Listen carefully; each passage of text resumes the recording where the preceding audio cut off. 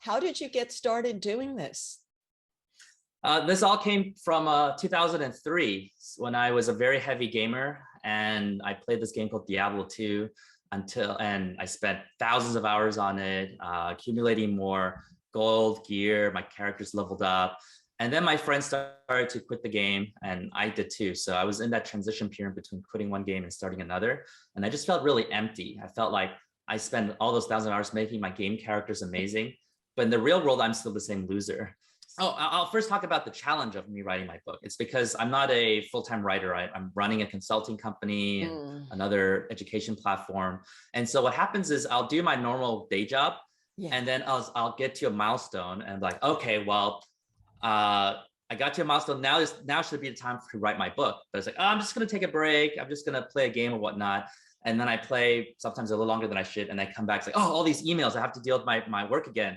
And I just keep repeating that, and I never get to writing my book. Yeah, see, I do the writing first thing in the morning and don't look at anything, or I try really hard not to, and then I do the emails and all the other stuff after. But it would be really hard to write after a full day. I sympathize with you.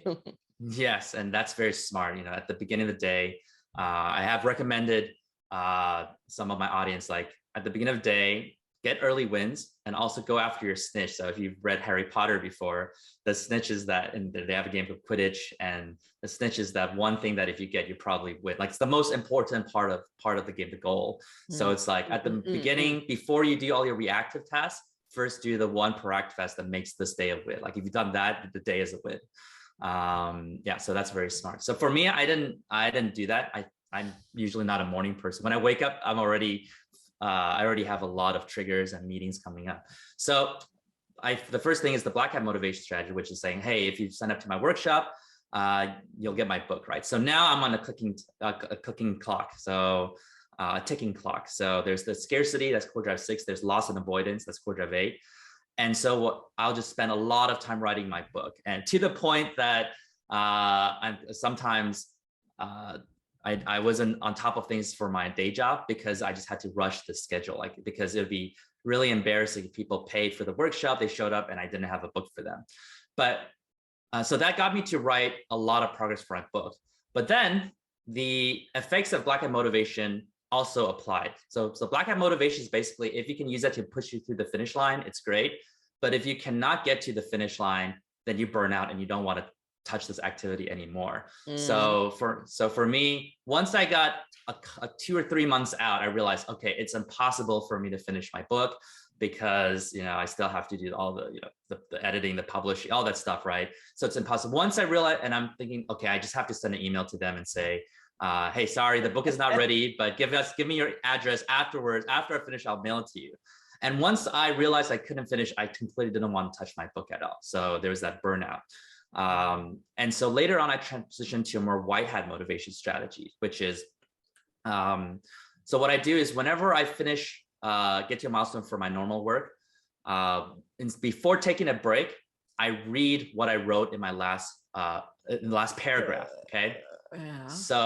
But then if you're already exhausted, doesn't that make you hate what you wrote? That's what happens to me. Oh, I'm like you, I'm intrinsically excited about it. So this thing, I'm making sure I'm not going to read the last chapter. That's too much, which means I might skip it. I'm not writing any paragraph. I'm just reading the last paragraph because sometimes you just forgot what you wrote, like even a paragraph ago, right? A lot of people don't remember what they ate for breakfast. And so I'm like, okay, here's a milestone. Let me just read what I wrote before. But whenever I read it, suddenly my core drive 3, empowerment of creativity, shows up, and I read it. I always want to start typing, and I write, and suddenly I write 2 pages. And then I'm like, okay, let me go back to do my work because all these emails showed up. So I finished that work, and I'm like, oh, I'm so tired. Let me go take a break. Oh, before I take a break, I need to read the last paragraph. And I read the last paragraph, and it makes me want to write again. And I remember my mother-in-law was living with us at the time, and I was complaining to her. It's like, I'm so angry. I want to go play a game, but I keep writing my book instead. You know, I never get to play the game because whenever I start reading the last paragraph, I just want to start writing again. So this intrinsic motivation. And so this is good gamification design, which is I can't even help myself. I want to keep doing the desired behavior. That's as opposed to fabulous. go and playing the game, Yeah. which is the highly sensational but less desired behavior.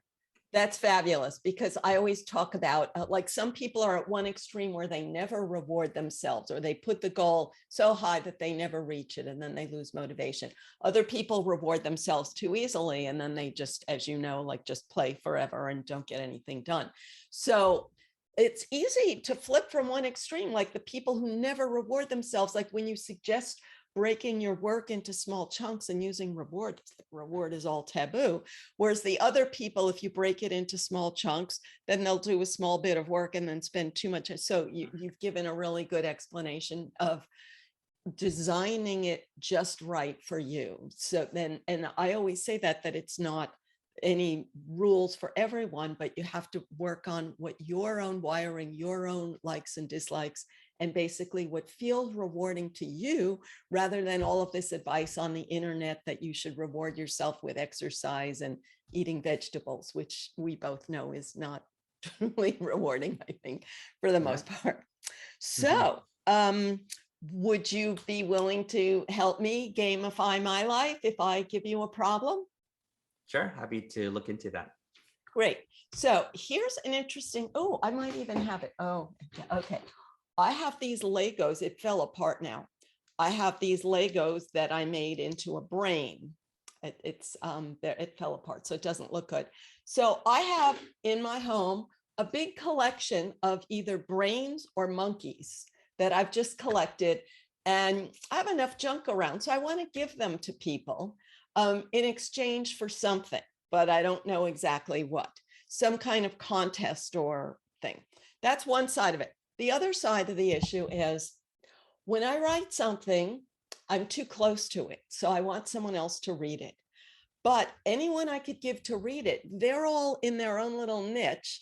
And the advice they give me is only geared toward their little niche. And they don't really have an awareness of other types of readers that I would be legitimately trying to accommodate. So then if they give me advice and I don't want to take it, then I feel bad. So I end up not asking people to read things as much as I should. And also I still have this big box of brains and monkeys that I want to get away. So I feel like there must be some way to combine these two things into a game.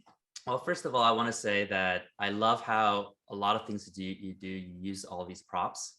You know, it really makes your teaching a lot more engaging. So I think I should try to do that more, but I just aren't as organized to prepare them and all that stuff. So but I love those the brains and the monkeys.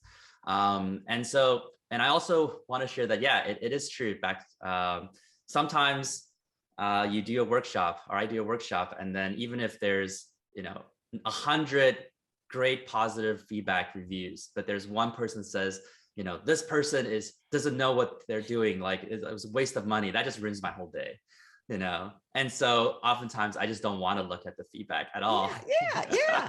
I remember when I got my first 3-star on my book on Amazon. I was so sad. And I had to really logically convince myself that, wait, 3-star is not bad, right? It's normal. Yeah. And then other times, I get people, it's not that they're criticizing, but they're telling me what I should have written. And they go on and on and on, as if I'm writing just for them and their taste is all that matters. Yeah. So and then this is how interesting how our brain works, right? We kind of take positive reinforcement as kind of natural, it's how life should be, and the negative ones just sting a lot, and we just want to avoid it. So, and I remember I had to condition myself for my first 2-star and my first 1-star, and it's like, oh, you guys didn't even read the book, did you? When you left the 1-star, that I shouldn't laugh. That's horrible. I think that happens a lot, but that's okay, because overall, like, aggregate, it's a good, I think your books too, right? We aggregate is good, but I think there's obviously value in seeing feedback, because we are the ones that decide, okay, what to take and what not, but they offer us angles we've never seen before. And I think for these two pieces, I mean, the obvious thing is, I see two challenges right now. One is getting people to give you more feedback and review the feedback, and the other is personally yourself to to want to look at it more, right? So Yes. there's two. The first challenge you kind of laid it out pretty simply for me. There's potential rewards you can give out, and there's potential desired actions you want people to do. So the very straightforward thing is, hey, please help review my work, all that stuff. It's not just review. This is for, although that's a possibility, but it's also for people to read like a web page or something like that. Okay, so read the work you've already published and then give me feedback on it. Okay, so but it's a then little bit how more do of I getting decide exposure. who to reward? Do I just make a subjective judgment that I give the reward when I like the feedback? Yeah, so in gamification design, there's different reward contexts. There's quite a few, but a few ones that are interesting. There's what we call a fixed action reward, called the earn lunch. So they know what they're going to do. They know what the reward is. But the thing is, so if the reward is appealing, they'll go and do it. But when they get it, they won't feel as excited because they feel like they deserved it, right? Then there's what we call the mystery box design, which is what the reward, what you need to do to get the reward, but you don't know what the reward is. So it's like opening a treasure box.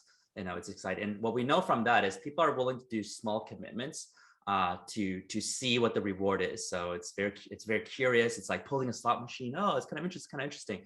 But if it's a drawn out commitment, people don't want to do it because they don't know if it's good or not, right? It might not be worth their time.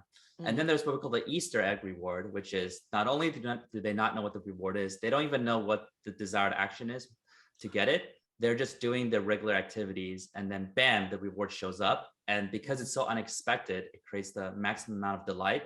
It makes them want to go back and do the desired behavior again to see if they can, replicate the results. And it makes them want to tell their friends, and their friends might even want to sign up to see if they can suddenly get surprised by it. There's a few other type of rewards contexts. So that's the context. And there's a reward content, status, access, power stuff. And so when we talk about the monkey, the Legos, those are the stuff, right? And it's also stuff of meaning because it's personally from you, and they actually did something meaningful to do it. So there's a variety of ways you can do it. You can do a competition. The question is how much technology you have. This goes back to the lever we talked about. We call it feedback vehicles. How many things you can influence, because how do you even track people have reviewed it or read your article, right? I think you can only base it on the feedback they submitted, right? You have a feedback form to collect it. So you can say, hey, it can be a competition, which is, hey, people send me feedback, and you can have community voting too. If you don't want to look at yourself or whatnot, you can have a community voting mechanisms where a lot of them, the feedback are there, and then people vote up, vote down. And the nice thing is that you just have to look at the ones that a lot of people vote up, which means that at least a lot of people agree with this. It's not one person, one hater saying something irrational. So you can just look at the top they're ones. not haters. They're kind, but they have their own theory of life, and they want me to just put their theory front and foremost over my theory. Oh, of course. I think that's very common. So